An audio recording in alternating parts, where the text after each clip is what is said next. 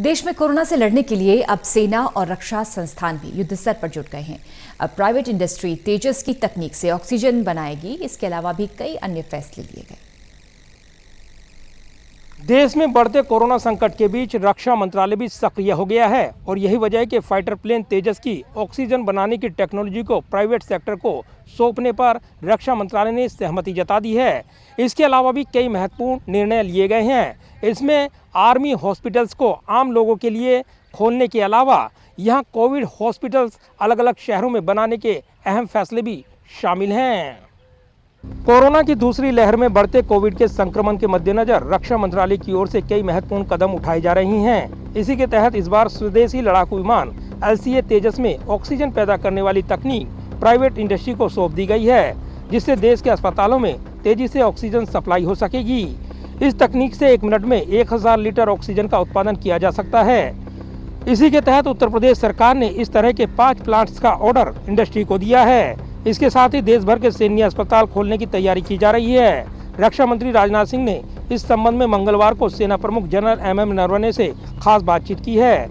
इसके अलावा देश भर में ऑक्सीजन की कमी पूरा करने के लिए रक्षा संस्थान आगे आए हैं। देश में कोरोना से लड़ने के लिए अब सेना और रक्षा संस्थान भी युद्ध स्तर पर जुट गए हैं। केंद्र सरकार अब देश भर में सैन्य अस्पताल आम जनता के लिए खोलने पर विचार कर रही है। रक्षा मंत्री राजनाथ सिंह ने इस बारे में सेना प्रमुख जनरल MM नरवणे से बात करके सेना से आम लोगों के लिए सैन्य अस्पताल खोलने के लिए कहा है। सेना प्रमुख से बातचीत के दौरान रक्षा सचिव अजय कुमार भी रक्षा मंत्री के साथ मौजूद रहे। 1-2 दिन में फैसला होने की संभावना है और उसके बाद देश के सैन्य अस्पतालों में आम नागरिक का इलाज शुरू हो सकता है। इसके अलावा छावनी क्षेत्र के बाहर भी सेना चिकित्सा सुविधा उपलब्ध कराएगी। रक्षा मंत्री ने मंगलवार को वीडियो कॉन्फ्रेंसिंग के जरिए एक बड़ी बैठक की, जिसमें सैन्य बलों के प्रमुख CDS जनरल बिपिन रावत, सेना के तीनों प्रमुख, रक्षा मंत्रालय के सभी सचिव, DRDO प्रमुख, ऑर्डिनेंस फैक्ट्री बोर्ड, OFB और डिफेंस PSU के वरिष्ठ अधिकारी मौजूद रहे। बैठक को लेकर बताया गया कि दिल्ली और लखनऊ के अलावा अहमदाबाद, पटना और वाराणसी में भी armed forces medical service AFMS की मदद से DRDO कोविड अस्पताल स्थापित करेगी। लखनऊ में 450 बेड का अस्पताल होगा, जबकि वाराणसी में 750 और अहमदाबाद में 900 बेड का हॉस्पिटल होगा।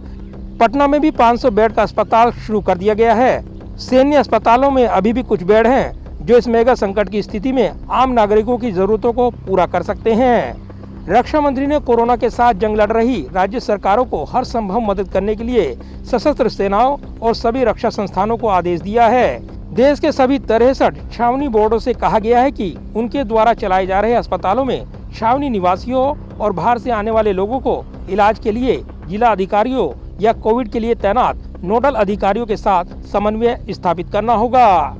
जाहिर है, देश में कोरोना संकट बना हुआ है और हमेशा की तरह सेना एक बार फिर तैयार है। रक्षा मंत्रालय ने इसकी पहल शुरू कर दी है, जिसके जरिए कोरोना संकट से मुस्तैदी के साथ निपटा जाएगा।